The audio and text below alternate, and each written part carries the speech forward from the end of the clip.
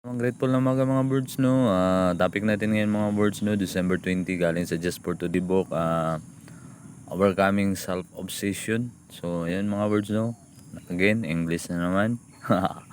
Overcoming self-obsession. So, ayan, masishare ko lang dyan mga birds, no.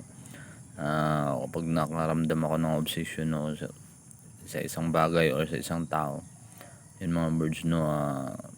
Dinadivert ko yan, no.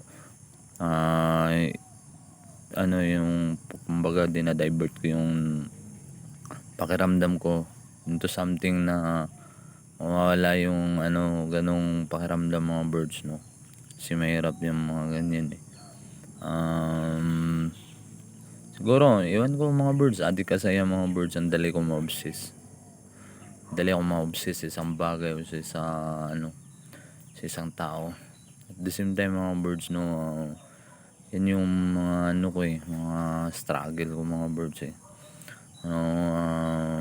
Ewan ko. Ito na siguro yung mga pamana ng bisyo ko sa akin mga birds, no. Pero okay na rin, no. It's okay na to be okay. Mahirap kasi mga birds, no, kapag sasabihin ko sa sarili na okay lang ako eh, hindi naman. Yung mga ganyang mga pakiramdam mga birds, no. Ayun, no.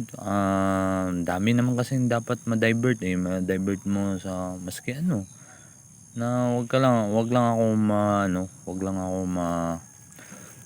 makaramdam ng ng mga kalungkutan ganun. Yan yung mahirap kasi, no. Hadi kasi madali akong magdrama, ganun lang. So ayan, no, so far mga birds, happy naman eh, no. Na-overcome ko naman lahat. Maski anong pagsubok mga birds, no.